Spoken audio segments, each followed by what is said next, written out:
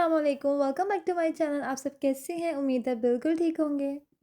तो जी आज की वीडियो में मैं आपसे शेयर करने वाली हूँ अपनी सिंपल सी रूटीन। सुबह के 10 बज रहे हैं, बच्चे स्कूल चले गए हैं, हस्बैंड ऑफिस चले गए हैं। तो सुबह की रूटीन कुछ ऐसी होती है, सबने रेडी होना होता है, ब्रेकफास्ट करवाना होता है सबको, फिर लंच रेडी करना होता है।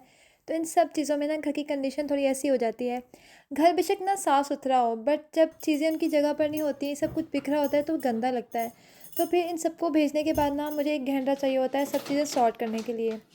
तो सबसे पहले ना मैं मशीन लगा रही थी कि जब तक मैं बाकी काम करूँगी ना, तो ये मेरा एक लोड कंप्लीट हो जाएगा।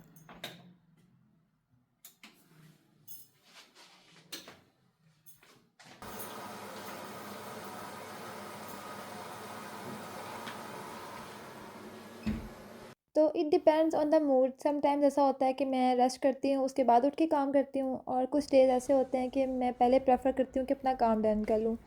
यहाँ ग्रीस का वेदर बहुत अच्छा हो गया है, ठंडी ठंडी हवाएं चलने लग गई हैं, और जैकेट के बगैर ना बाहर नहीं जाया जा सकता, इतनी ठंड हो गई है। And I really want to know कि आप मुझे कहाँ कहाँ से देख रहे हैं, और आपके सिटी में, कंट्री में वेदर क्या है, मुझे लाजमी बताइएगा। माशाल्लाह से बच्चे हैं तो जो चीज़ पहनी वही रख दी, और ये सब मामा का काम है कि उन्होंने ही सब कुछ उठाना है। फॉर द टेबल क्लीनिंग और किचन इवन बर्नर के लिए भी ना मैं मल्टीपर्पज़ वाइप्स यूज़ करती हूँ। ऑब्वियसली बच्चे हैं तो टेबल पर खाना खाते कुछ गिर जाता है, और किचन में काम होता है, ऑयल वगैरह गिर जाता है। तो ये अच्छे से ना ऑयल सक कर लेते हैं, और टफ़ से टफ़ स्टेन्स भी रिमूव कर देते हैं, और उसके बाद फिर मैं ना टिश्यू से सिंपल साफ़ कर देती हूँ। तो ये जो डेली का काम होता है ना उसके लिए मैं यूज़ करती हूँ। तो जो डीप क्लीनिंग है ना उसके लिए आई हैव समवन जो कि ना आती है वीक में एक दफ़ा, तो वो सारी क्लीनिंग कर जाती हैं डीप। तो she is such a nice lady and she is a blessing to me. Even वो कुकिंग भी मेरे लिए कर जाती हैं। तो वो ना एक दफ़ा सारी डीप क्लीनिंग हो जाती है। तो फिर बस जो डेली का काम होता है ना वो फिर मैं जो है ना वो 1 से 2 घंटे मुझे लगते हैं, वो हो जाता है। तो फ्लोर से मैं सारी चीज़ें उठा लेती हूँ, और फिर थोड़े टाइम के लिए हूवर चला देती हूँ। तो ये फ्लोर से और कारपेट से ना सारी डस्ट सक कर लेगा। उतनी टाइम में मैं किचन का काम डन कर लूँगी। तो ये पूरा एरिया कवर करने के बाद ना खुद ही स्टॉप हो जाता है।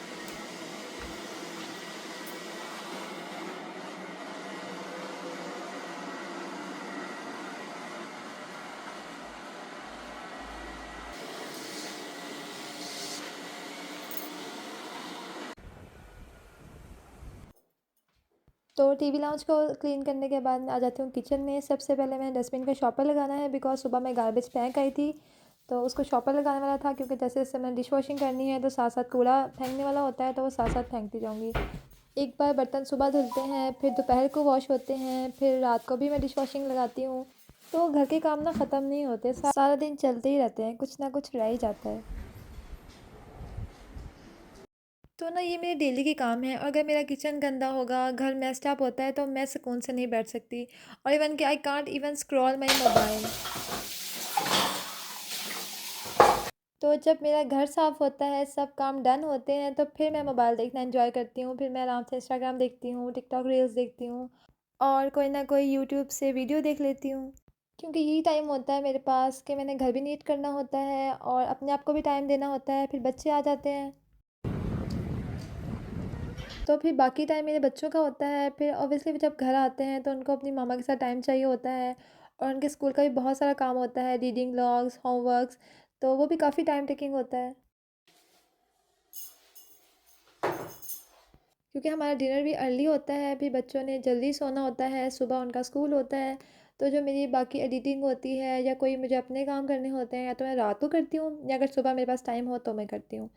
तो बर्नर पे पहले मैंने स्प्रे किया था, उसके बाद एक सॉफ्ट सा फैब्रिक है, ये बहुत अच्छा है, बहुत अच्छी क्लीनिंग करता है।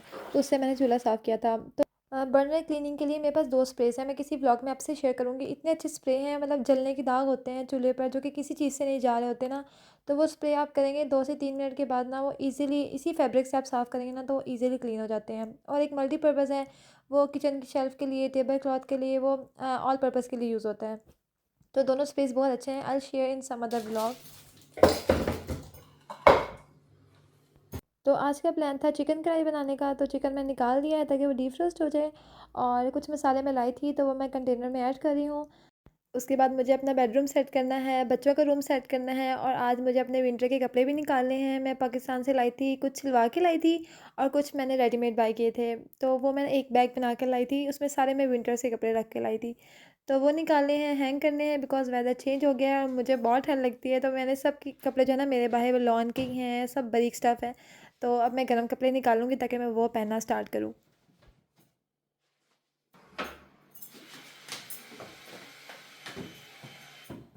मुझे अपने रूम की सबसे अच्छी बात ये लगती है कि इसकी इतनी बड़ी विंडो है, आप इसे डोर भी कह सकते हैं, विंडो भी कह सकते हैं। तो इतनी अच्छी लाइट और इतनी अच्छी एयर आती है यहाँ से। This is my room. तो 7 बच्चों का रूम है, तो हम दोनों के रूम्स का टेरेस कॉमन है। तो वेदर जब से चेंज हुआ है ना, तो यहाँ पर धूप जो है ना वो सुबह 9 बजे तक आती है और 11 से 12 के दरमियान में भी चली जाती है। तो फिर जब मैं रूम क्लीन कर रही होती हूँ तो मैं ब्लैंकेट्स और पिलोज़ वगैरह बाहर धूप में रख देती हूँ ताकि थोड़ी सी धूप लग जाए। तो जो बिस्तर वगैरह चेंज होता है, लाइक बेडशीट चेंज होती हैं, वो वीक में एक दफ़ा होती हैं। वो जब मेरी हेल्पर आती है ना, वो चेंज करती हैं। तो फिर बाकी डेज़ में बस बिस्तर झाड़ के मैं सेट कर देती हूँ और बाकी दोनों रूम्स की जो है ना विंडोज़ ओपन कर देती हूँ ताकि फ्रेश एयर आ जाए। और अब ठंड की वजह से ना फिर मैं ज़्यादा देर तक ओपन नहीं करती हूँ बिकॉज़ घर बहुत ठंडा हो जाता है। तो बस किचन की ओपन होती है विंडोज़ और वॉशरूम की ओपन होती हैं, बाकी रूम्स की तो फिर मैं बंद कर देती हूँ। बस थोड़ी देर के लिए ओपन करती हूँ, जब सारे रूम्स मेरे सेट हो जाते हैं तो फिर मैं विंडोज़ बंद कर देती हूँ।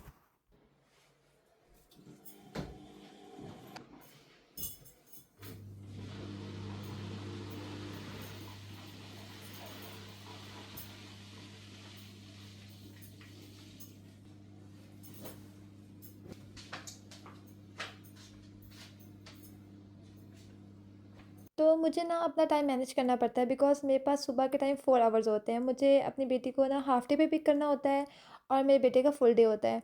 तो टाइम बहुत जल्दी भागता है और उसके हिसाब से मुझे भी भागना पड़ता है।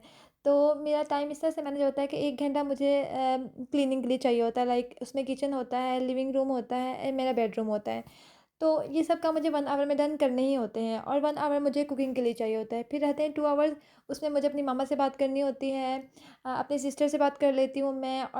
और कुछ मेरा अपना मोबाइल का काम होता है या फिर कुछ मैंने अपना मी टाइम स्पेंड करना हो, अपना स्किन केयर करनी हो तो मैं वो कर लेती हूँ। बट आज मुझे थोड़ा ज़्यादा टाइम लग गया बिकॉज़ मैं वीडियो बना रही थी, कैमरा सेट करना था, तो आज मुझे 1 एंड हाफ़ आवर लगे हैं ये सब काम करने में। तो बैग से ना कपड़े निकाल के मैंने हैंग कर लिए थे, तो थोड़े से मैं आप लोगों से शेयर करती हूँ। सारे मैंने इसलिए शेयर नहीं किए क्योंकि अभी टाइम बहुत कम था, तो मैंने रोहा को भी पिक करना था स्कूल से, तो इसलिए बस थोड़े से मैं दिखा रही हूँ अभी। फिर मैं कभी वीडियो बनाऊँगी। वैसे मैंने एक पूरा व्लॉग बनाया हुआ है इस पर ना, जब मैं पाकिस्तान से मैंने चीज़ें बाय की थी ना, बहुत सारे ड्रेस मैंने वहाँ पर दिखाए हुए हैं। तो ये सफ़ायर का है और मैं आपको पास आके दिखा देती हूँ। इसके गले पे ना बहुत लाइट सी एम्ब्रॉयडरी हुई है, ये फ़्रॉक है, लॉन्ग फ़्रॉक।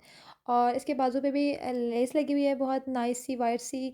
और जो घेरा है उस पूरे घेरे पे ना बारीक सी लेस लगी हुई है। तो ये सिंपल सी फ़्रॉक है, बस इसकी नेक एम्ब्रॉयडर है, बाकी बाजुओं पे और घेरे पे लेस लगी हुई है। तो और ये गरम खद्दर के सूट हैं और इस वेदर के लिए बहुत अच्छे हैं। तो सिंपल से मैंने स्टिच करवाए थे और बस मैंने सिंपल सा मेरा गला रखवाती हूँ मैं, लाइक नेक लाइन रखवाती हूँ और घेरे पे और चौक पे और बाजुओं पे मैंने वाइट लेस लगवाई है।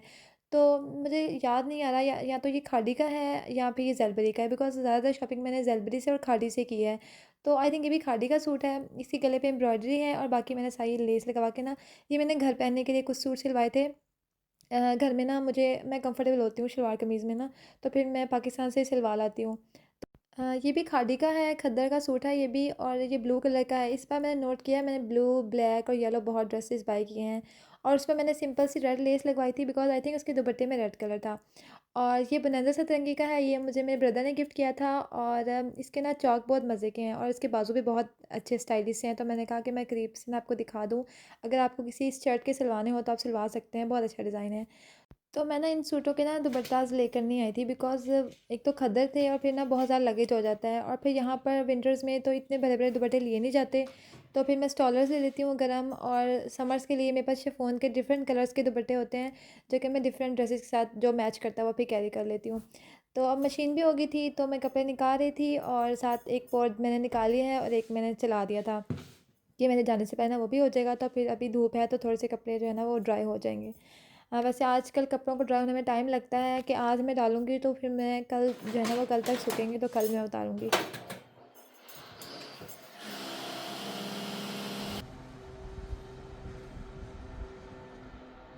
ये जो भी वीडियो में नॉइज़ आ रहा था जब मैं मशीन ऑन करी थी, ये मशीन का नहीं था, ये ना हमारी बिल्डिंग में काम हो रहा है तो उसकी वजह से ना काफ़ी नॉइज़ आ रही थी। आज काम हो रहा था, आज ही मैं वीडियो बना रही थी तो आज ही काम हो रहा था, तो बहुत ज़्यादा आवाज़ें आ रही थी।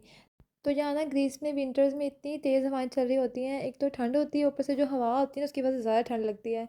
और चुटकियाँ लगा रही थी मैं, क्लिप्स लगा रही थी, तो वो ना क्लिप्स से काम नहीं बनता, क्लिप्स उतर के गिर जाते हैं और चादर जो है ना वो नीचे गिर जाती है। तो फिर मैं कॉर्नर से पकड़ के ना उसको गिरा लगा देती हूँ, इससे बचत हो जाती है, चादर गिरती नहीं है, वरना क्लिप्स तो ठहरते ही नहीं है, बहुत स्ट्रॉन्ग विंड्स होती हैं तो क्लिप्स नहीं ठहरते हैं। फिर जो कपड़े होते हैं ना, इनको मैं क्लिप्स भी लगा देती हूँ, तो ऊपर से जो इसकी जो साइड्स है ना वो बंद कर देती हूँ, ताकि कपड़े जो है ना वो उड़े नहीं, वरना जो है ना वो कपड़े भी उड़ जाते हैं। तो अभी बस मैं रेडी हो गई थी, रोहा के लाने का टाइम हो गया था। तो मैं चीज़ें नोट डाउन करी थी जो कि मैंने शाम को जाके ना ग्रॉसरी करनी है, जो चीज़ें मेरी कम हो रही है, बिकॉज़ वीकेंड्स पे अब मैं ग्रॉसरी नहीं करती हूँ, मोस्टली नहीं करती हूँ। अगर कोई बाई चांस चीज़ रह जाए तो वो कर लेती हूँ, वरना मैं नहीं करती हूँ। तो वीकडेज़ में मैंने ग्रॉसरी करनी होती है, तो मैं साथ साथ चीज़ें नोट डाउन करी होती हूँ, जो चीज़ें जो है ना वो कोई चीज़ मिस ना हो जाए। तो अभी मैं रेडी होती थी, रोहा को ना पिक करने का टाइम हो गया था, क्योंकि घर में ना हमें सब कुछ याद होता है, स्टोर पे जाके ना कुछ चीज़ें भूल जाती हैं, और मोस्टली ऐसा होता है कि जो ज़रूरी चीज़ होती है ना वो भूल जाती हैं, और जो चीज़ें एक्स्ट्रा हमें नज़र आ रही होती हैं तो फिर हम वो ले आते हैं। तो जो लेने जाते हैं वो लेकर नहीं आते, तो दूसरी चीज़ें हम लोग ले आते हैं। तो जी आई होप कि आप लोगों को ये वीडियो अच्छी लगी होगी, पसंद आई हो तो लाइक शेयर सब्सक्राइब ज़रूर कीजिएगा। रखिएगा दुआओं में याद, खुश रहें, आबाद रहें, मिलते हैं एक नेक्स्ट ब्लॉग में, तब तक के लिए रखिए अपना ढेर सारा ख्याल। अल्लाह हाफिज़।